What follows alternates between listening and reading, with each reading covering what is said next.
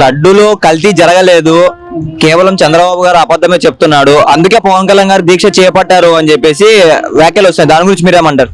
అది ఆయన నైతిక హక్కు అండి. ఆయనకి ఎలా తెలియాలి మనం తెలియదు. ఆ లడ్డు ప్రసాదం కల్తీ జరిగిందో లేదో నాకైతే తెలియదు సార్. అది వాళ్ళు చేసిన వాళ్ళు అంత ముందు చేసిన ప్రభుత్వానికి వాళ్ళ ప్రజలైతే దేవుడు భక్తితోనే వెళ్తున్నారు కదా సార్. నేను వెళ్ళి మక్కాకి వెళ్ళినా వాళ్ళు తిరుపతికి వెళ్ళిన సమానమే. ఎవరికి కల్తీ లేకుండా చేస్తాను ట్రై చేస్తారు సార్. అది ఆ నైతిక హక్కు వాళ్ళు వదిలేయాలి. నైతిక విలువలు తెలిసిన వాళ్ళు చేయడు సార్. ఇక జగన్ చేశాడా చంద్రబాబు నాయుడు చేశాడా మనకైతే తెలియదు సార్. సార్ ప్రజలు సూపర్ 6 పథకాలు అడుగుతున్నారు, అందుకే చంద్రబాబు గారు లడ్డు సాకు చెప్తున్నారు అని చెప్పేసి అయితే కొన్ని వ్యాఖ్యలు వస్తున్నాయి. దాని గురించి మీరేమంటారు సార్? నా అభిప్రాయం అదే సార్.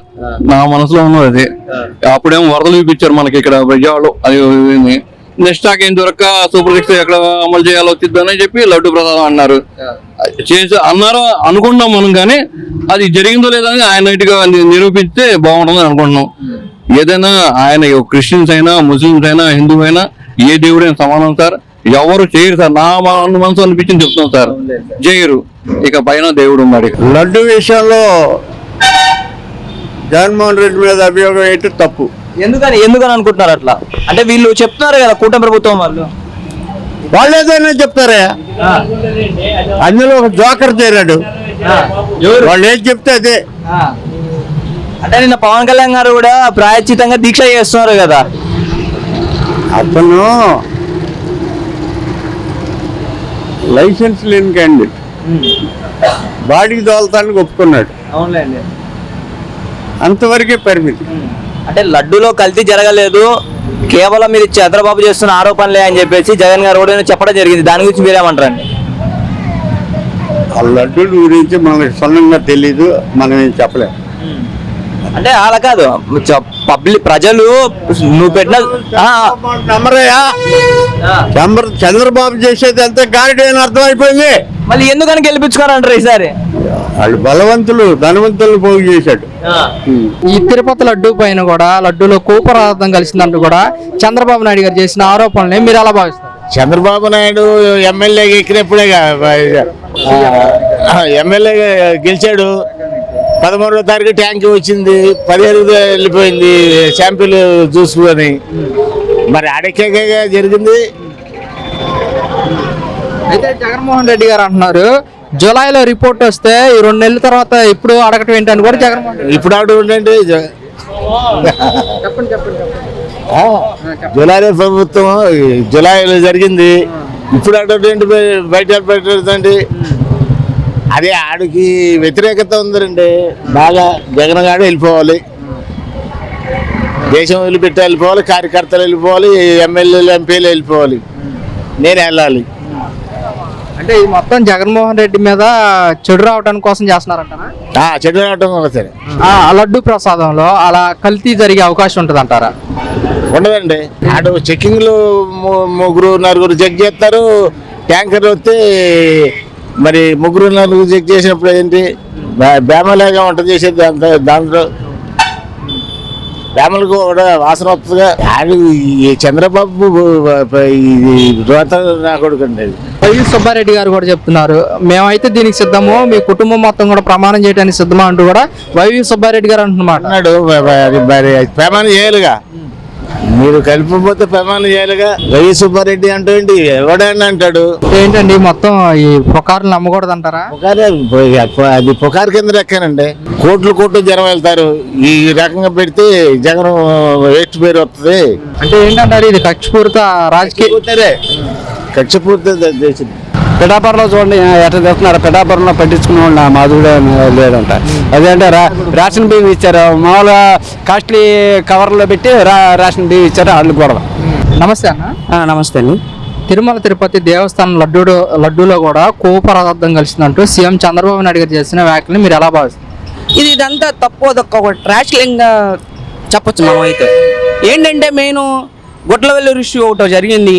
మెయిన్ ఇంకోటి ఏంటంటే చిన్న ప్రాబ్లమ్స్ ఉన్నాయి. వరద కానీ లేకపోతే చిన్నపిల్లలు ఇట్లా జరగటం కానీ చిన్న ప్రాబ్లమ్స్ ఉన్నాయి. అవన్నీ మభ్య పెట్టడానికి ఇది జస్ట్ ఒక క్రియేట్ చేసి తప్పులాగా క్రియేట్ చేస్తున్నారు.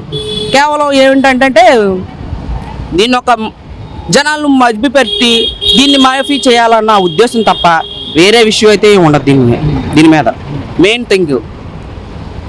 పాయింట్ వచ్చి ఇదే ఉంటుంది. ఇవన్నీ ప్రసాదం మీద పెడితే జనాలందరూ మబ్బి పెడతారు, ఇదంతా క్రియేట్ అవుతుంది అన్న ఉద్దేశం మెయిన్ కాన్సెప్ట్ అంతే. అంటే ఇది మొత్తం డైవర్ట్ చేసి పథకాలన్నీ మాఫీ చేయడానికి ఇది వాళ్ళ ప్రభుత్వం మీద ఎలాంటి బురద లేకుండా చేసుకోవాలన్న ఉద్దేశం తప్ప, అవతల పార్టీని బర్ధనం చేయాలన్న ఉద్దేశం తప్ప, కాన్సెప్ట్ తప్ప వేరే విషయం అయితే ఏమి ఉండదు దీంట్లో అంతే. అన్ని క్వాలిటీ చెక్కింగ్ జరగకుండా మెయిన్ బయటకు వచ్చే పరిస్థితి అయితే ఉండదు. ఎందుకంటే కేంద్ర ప్రభుత్వం నాయకులు ఉన్నారు దీంట్లో, బీజేపీ నాయకులు ఉన్నారు, ప్లస్ వైసీపీ నాయకులు ఉన్నారు, లేరని నేను అన్నాను. కానీ దీంట్లో ఇప్పుడు ఉన్న ప్రభుత్వం వైసీపీలో ఉన్న వాళ్ళు నాయకులే టీడీపీలోకి ఉన్నారు. వాళ్ళు బాధ్యత అవుతారు కదా, దాన్ని కన్సల్ట్ చేయాలి కదా. మరి చేయకుండా ఇవన్నీ ఓన్లీ ఒక వైసీపీ ప్రభుత్వం మాత్రమే చేశారనేది చాలా రాంగ్, తప్పు. అది అది నా అభిప్రాయం. అయితే వైసీపీ అన్నమాట ఏంటంటే ఈ లడ్డు ప్రసాదంలో ఎటువంటిది కల్తీ జరగలేదు, దీనికి సిద్ధము, చంద్రబాబు నాయుడు గారి కుటుంబం మొత్తం కూడా ప్రమాణం చేయడానికి సిద్ధం అంటూ కూడా వాళ్ళు అన్నమాట. మరి వాస్తవే కదా, ఇప్పుడు తప్పు చేయనప్పుడు వాళ్ళు అలాగే మాట్లాడతారు. మరి జగన్ గారు చేసి తప్పు లేదు కదా, మరి అందుకని తప్పు లేదని చెప్పుకుంటున్నారు ఆయన. మరి చంద్రబాబు కూడా మరి దానికి ఛాలెంజ్ చేశారు కదా, దాన్ని కూడా ఒప్పుకోమని చెప్పండి చంద్రబాబు గారిని కూడా. అది మరి అంటే మేము ల్యాబ్కి పంపించి ల్యాబ్ రిపోర్ట్లు వచ్చాయి, దీంట్లో కల్తీ కలిసిందని టీడీపీ అంటున్నమాట. టీడీపీ అదే చెప్తున్నాను కదా, ఇవన్నీ మాఫీ చేయడానికే మెయిన్ కాన్సెప్ట్. టీడీపీ వాళ్ళ ప్రయత్నం చేస్తున్నారు అంతే. కవ్వు పదార్థం కలిసింది అనేది ఒక బొటకం మాట అంతే. అన్న ప్రసాదంలో అలా కలిపే అవకాశం ఉంటుంది అంటారా? అవకాశం అనేది ఉండదు. ఎందుకంటే నేను ఇప్పటికి చాలాసార్లు వెళ్ళుంటాను, ఎప్పుడు జరిగింది లేదు. అంటే క్వాలిటీ చెకింగ్ అనేది ఉంటుంది వాళ్ళకి. 4 రకాల క్వాలిటీ చెకింగ్లు ఉంటాయి. ఆ క్వాలిటీ చెకింగ్ తర్వాతే లడ్డు తయారీకి వెళ్తుంది. అది ఆ క్వాలిటీ తయారీలోకి వెళ్ళిన తర్వాతే చేస్తారు ఇది లడ్డు అనేది. వీళ్ళు చెప్పారని చెప్పి జనాలు కూడా పిచ్చోళ్ళలాగా చేస్తున్నారు అంతే, ఏం లేదు. అంటే మీరు కూడా వెళ్ళారని చెప్తున్నారు, అక్కడ ఎలా ఉంది లడ్డు ప్రసాదం? మీరు తిన్నారు కదా, ఎలా ఉంది? ఏం మారలేదు, ఎలా ఉందో అలాగే ఉంది. ఫస్ట్ నుంచి ఎలా ఉంది, ఇప్పుడు అలాగే ఉంది, పెద్ద తేడా ఏం లేదు. రీసెంట్లీ వెళ్ళింది ఒక 2 months బ్యాక్ 4 months బ్యాక్ వెళ్ళాను నేను కూడా, ఏం తేడా లేదు నాకు. ఈ టాపిక్ కూడా వచ్చింది 2 months బ్యాక్ క్రితమే జగన్మోహన్ రెడ్డి గారు అంటున్నారు, జూలైలో రిపోర్ట్ వస్తే ఇప్పుడు చెప్పడం ఏంటని చెప్పేసి కూడా జగన్మోహన్ రెడ్డి గారు అంటున్నారు. మరి వాస్తవమే కదా, అది ఎప్పుడో జరిగిన విషయం అయితే ఇప్పుడు మాట్లాడటం అనేది కరెక్ట్ కాదు చంద్రబాబు గారికి.